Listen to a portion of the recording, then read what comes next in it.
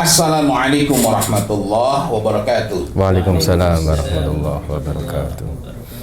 Alhamdulillahirabbil alamin. Kita bersyukur sekali kepada Allah Subhanahu wa taala bahwa pada saat ini, pada hari ini Allah gerakkan hati kita, Allah mampukan kita untuk duduk bersama belajar mengenai agama Allah Subhanahu wa taala.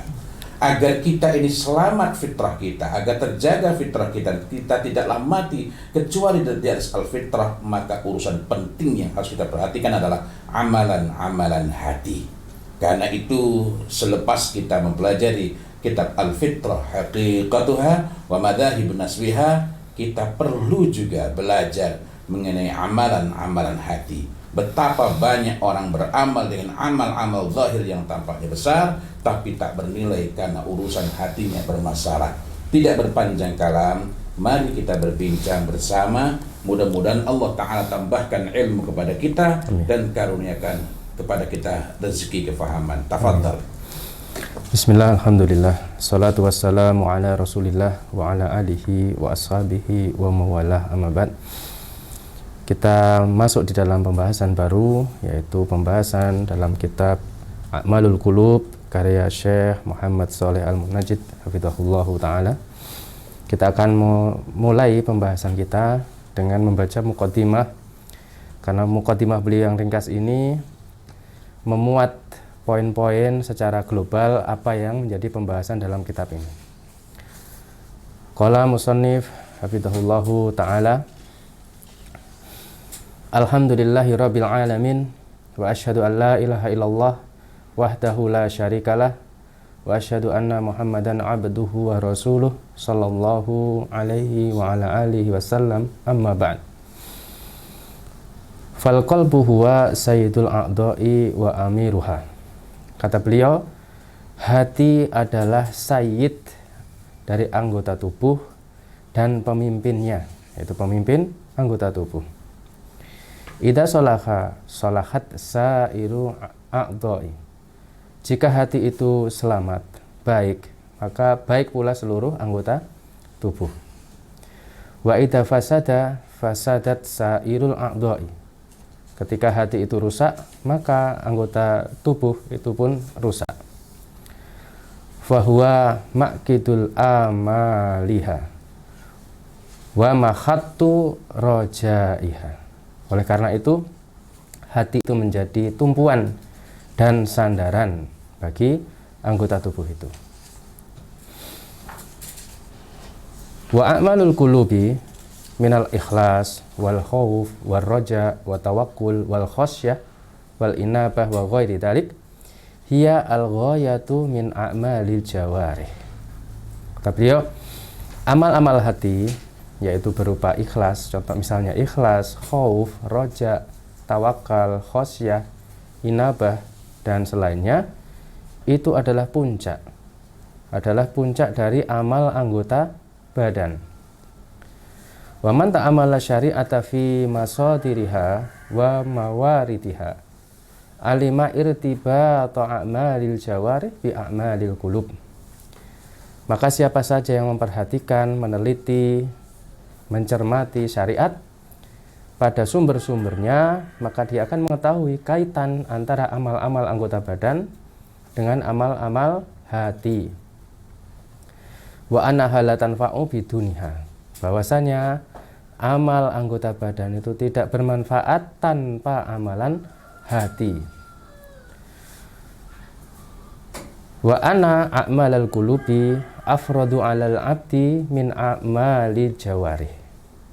Bahwasanya amal-amal hati itu lebih fardu, lebih utama, lebih wajib atas diri seorang hamba dibandingkan dengan amal-amal anggota badan. Kata beliau, wa hal yumayyizul mu'minu 'anil munafiq illa bima fi qalbi kulli wahidin minhuma minal a'malil lati mayyazat bainahuma. Tidaklah seorang mukmin itu dibedakan dari munafik kecuali dengan apa yang ada pada hati masing-masing mereka itu, yaitu berupa amal-amal yang membedakan di antara keduanya. Bisa jadi seorang mukmin dan munafik itu sholat dalam satu shaf yang sama. Bahkan pada zaman Rasul mereka sholat di belakang Rasul. tapi hakikat mereka di hadapan Allah ternyata berbeda. Amal anggota badannya sama, tetapi ternyata yang membedakan adalah amal hatinya. Wa hal yumkinu li ahadin dukhulu fi Islam illa bi amalil qalbihi qabla jawarih. Dan bukankah seorang itu tidak mungkin masuk dalam al-Islam kecuali setelah apa? Hatinya itu beramal sebelum anggota badannya. Jadi hatinya beramal dulu, baru anggota badan. Sebelum dia sholat, sebelum dia saum, dia zakat, dia harus beriman dulu pada Allah Subhanahu wa taala. Dia meyakini kebenaran Islam sehingga dia berikrar bersyahadat menjadi seorang muslim. Karena itu para ulama mendefinisikan bahwa iman itu meliputi 3 perkara. I'tiqadu bil qalbi wa amalu bil lisan wa amalu bil jawarih. Jadi pintu gerbang untuk masuk iman adalah i'tiqad, yakin dalam hati. Karena itu diantara makna iman lughatan secara bahasa adalah tasdikun, membenarkan.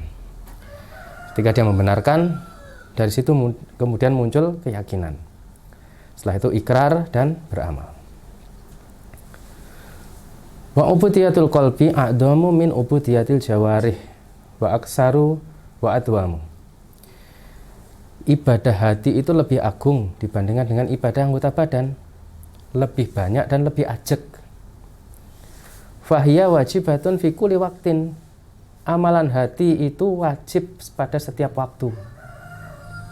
Walihada kana al-imanu wajibal qalbi ala dawam. Karena itu iman tuh wajib senantiasa didawamkan. Wal islamu wajibal jawarih fi ba'di ahyan. Sedangkan Islam kalau bicara tentang rukun iman berarti sesuatu yang sifatnya i'tiqadiyah. Ketika Islam maka itu adalah didekatkan dengan amalan anggota badan. Iman itu harus ajeg. Berbeda dengan misalnya amalan anggota badan, sholat subuh, kemudian ada jeda sholat duhur, ada jeda sholat asar, ada jeda sholat maghrib dan seterusnya. Itu juga puasa, ada jeda. Tapi iman tidak boleh jeda. Pagi ini beriman, nanti habis itu jeda gitu misalnya. Rehat dulu imannya, nanti lanjut lagi gitu. Tidak mungkin, tidak boleh. Maka iman itu harus ajeg, harus dawam, terus menerus, tidak ada jeda. Wa amalul qalbi hiya allati tukhfidu 'alal 'abdi dinahu. Dan yang menjaga agama pada seorang hamba itu adalah amalan hatinya itu.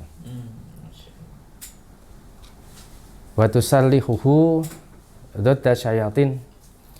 Dan amalan hati ini yang mempersenjatai hamba dalam rangka apa? Menolak syaitan.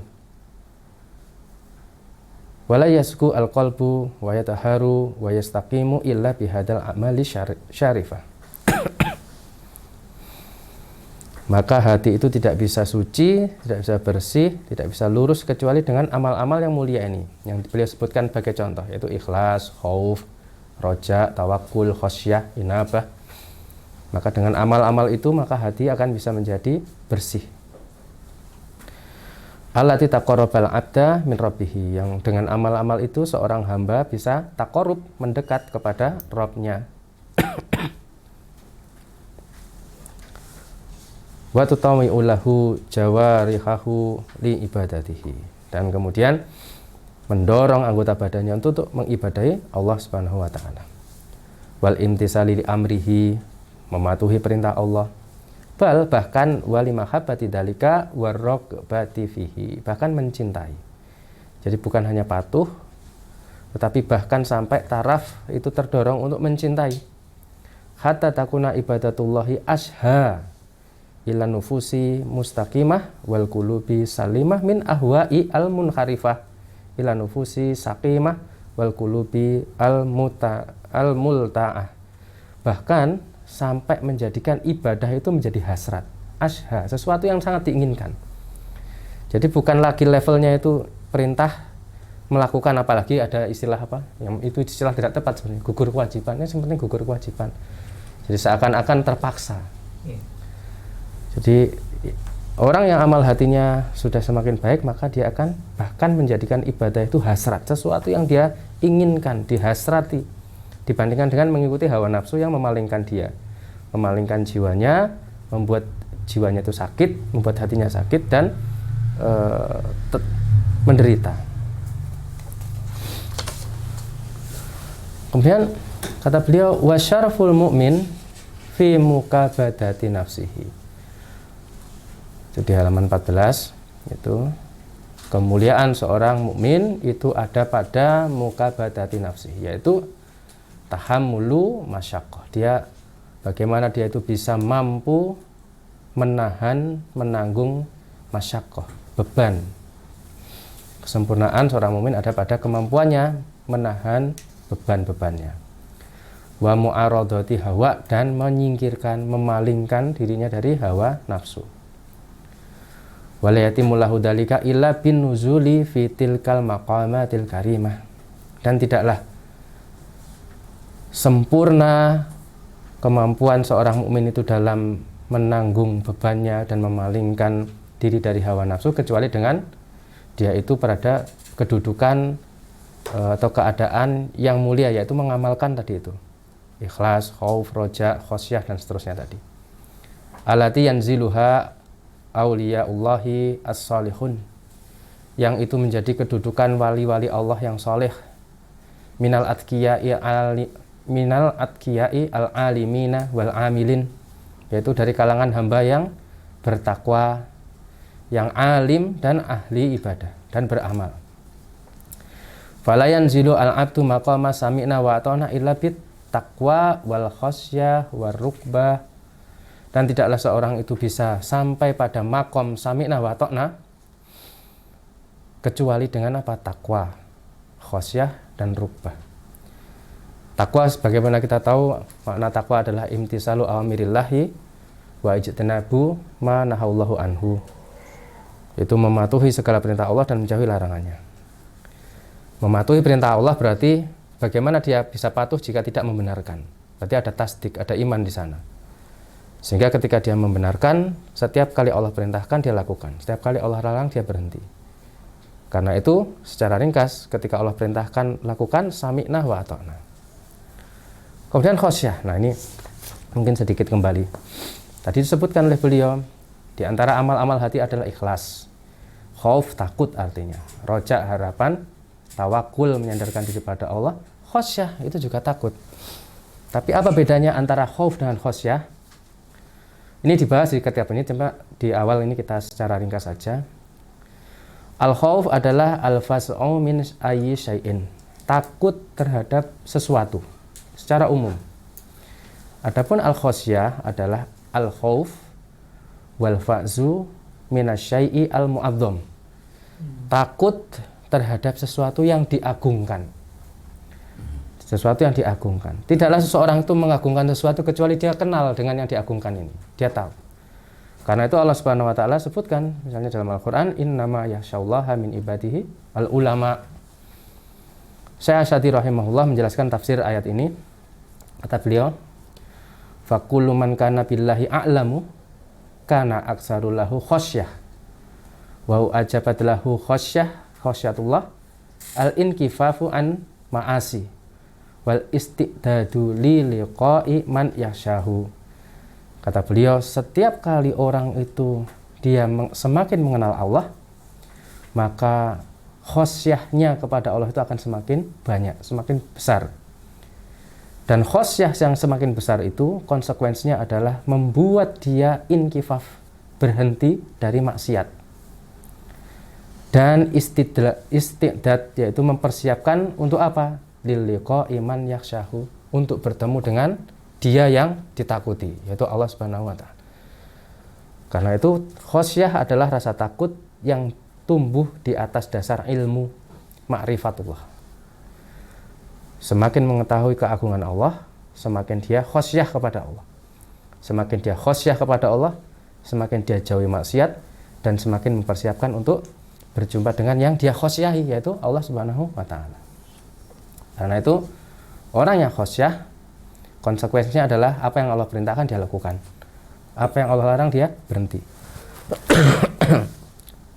Secara ringkas, ketika Allah perintah sesuatu, sami'na wa ata'na. Ketika Allah larang sesuatu, sami'na wa ata'na. Begitu juga rukbah, yaitu rasa cinta.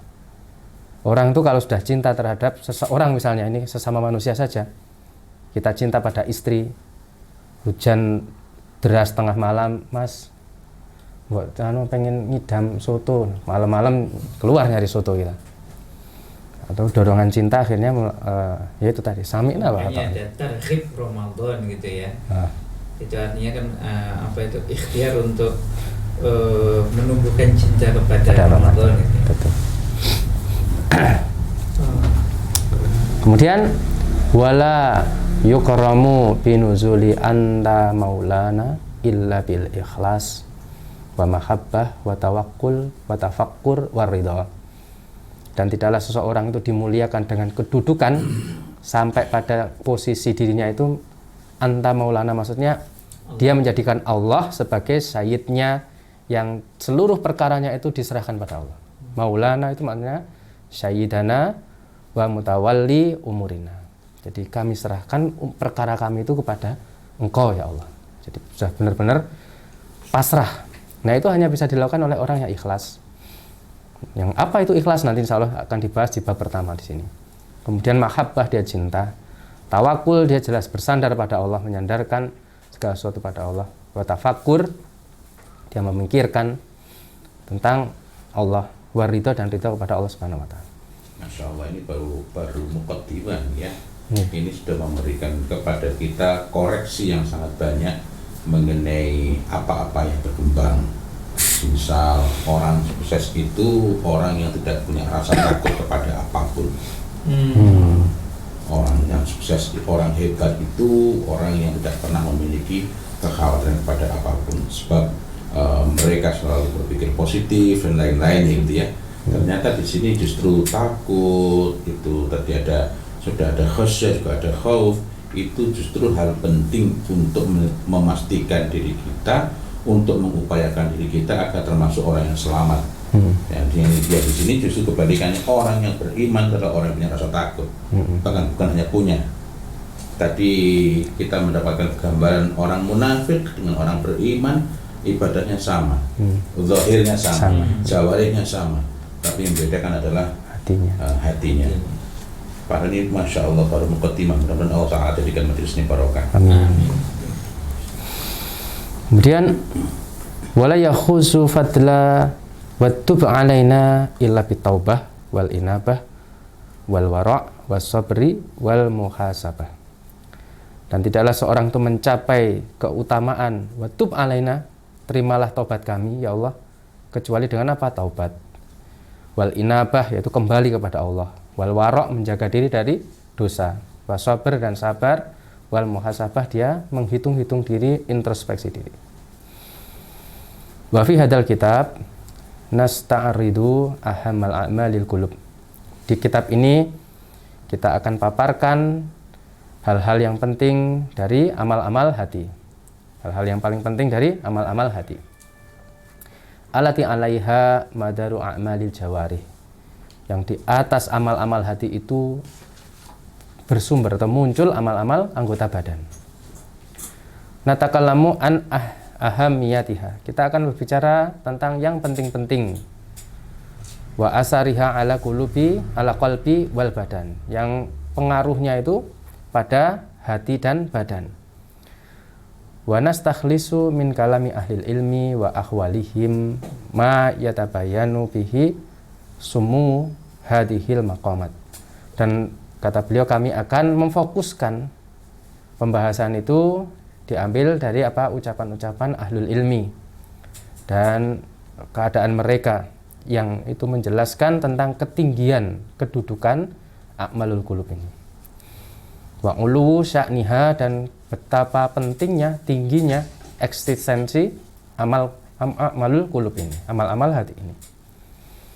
Wa natakalamu, dan kita akan berbicara an samaratiha al yani'ah, buah-buahnya yang matang. Allati yajtaniha al mu'minu bi iktisabiha fi dinihi wa dunyahu wa akhiratihi. Yang orang-orang beriman itu dia bisa mengumpulkannya dengan usahanya dia untuk kehidupan dunia, agama dan dunia serta akhiratnya. Berbicara tentang buah-buah dari amal hati yang sudah matang, sehingga kita orang beriman tinggal memetik, memanen untuk kita kemudian terapkan di kehidupan agama, dunia dan akhirat. Wallahu al-mas'ulu an ya'inana fil amrina. Dan Allah lah tempat kita memohon agar menolong kita dalam setiap urusan kita. Wa an yaj'ala aqwalina hujjatan lana la alaina. Dan semoga Allah menjadikan apa yang kita katakan ini, ucapan-ucapan kita ini adalah hujah yang membantu, menolong kita, mengkatrol kita, bukan yang menuntut kita. Wa an yarzuqana al-ikhlasa fi qawli wal amali. Dan semoga Allah memberi rezeki pada kita semua keikhlasan dalam ucapan dan amal. Innahu sami'un qaribun. Sesungguhnya Allah itu Maha mendengar lagi Maha dekat.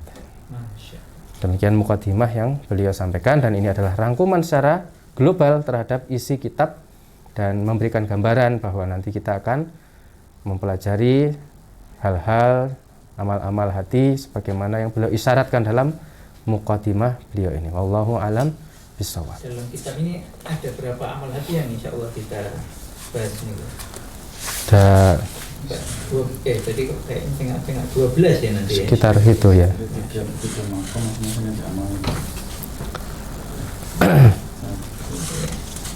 Dan ini ya sangat erat katanya juga dengan kalau kita bicara komunikasi mengaji ini. Kalau pembahasan psikologi ya memang harus merujuk kepada hal ini. Masya Allah. Masya Allah. Masya Allah. Demikian, ini adalah muqaddimah. Namanya muqaddimah barulah pembuka, dan ini dari sini kita mendapatkan banyak sekali pelajaran baru dari muqaddimah, dan ini menunjukkan betapa pentingnya, betapa mendesaknya kita untuk belajar dengan sungguh-sungguh. Tanpa itu kita mungkin melakukan amalan-amalan zahir, tetapi hanya zahirnya yang bergerak, sementara amalan-amalan tidak bermakna. Tanpa itu kita tidak dapat merasakan lezatnya iman, tidak dapat merasakan nikmatnya iman. Tanpa itu maka amalan-amalan kita dapat sia-sia. Kita merasa beramal tapi tak ada bekasnya. Sebagian orang misalnya bertanya, kenapa sholat ternyata tidak mencegah dari fahsya dan mungkar? Padahal tidak mungkin tuntunan agama ini salah, sungguh sangat tidak mungkin. Kenapa? Karena zahirnya sholat tetapi hatinya tidak. Nah, itulah diantara pentingnya kita untuk mempelajari, dan mudah-mudahan Allah Ta'ala ridhai majelis kita ini, seluruh yang hadir di sini maupun yang hadir di rumahnya masing-masing melalui sarana persebaran ilmu dari video dan lainnya yang disebarkan entah melalui apa saja. Mudah-mudahan Allah Ta'ala tuntunkan kepada kita semua kebaikan hati, bersihnya hati, tuntunan kepada kita untuk mampu melakukan amal-amalan hati dengan baik. Allah Ta'ala jaga kita, keturunan kita seluruhnya, saudara-saudara kita, sahabat-sahabat kita, dan keturunan mereka semuanya, sehingga tidaklah kita ini mati kecuali dalam keadaan di atas al-fitrah, yakni keadaan di mana kita seperti saat baru dilahirkan, dalam keadaan tetap tegak beriman kepada Allah Subhanahu wa taala di atas al-Islam ini, dalam keadaan hati yang bersih. Wallahu a'lam bishawab. Ihdinas siratal mustaqim. Billahi taufiq wal hidayah wal ridha wal inayah. Walhamdulillahi rabbil alamin. Wassalamualaikum warahmatullahi wabarakatuh. Waalaikumsalam warahmatullahi wabarakatuh.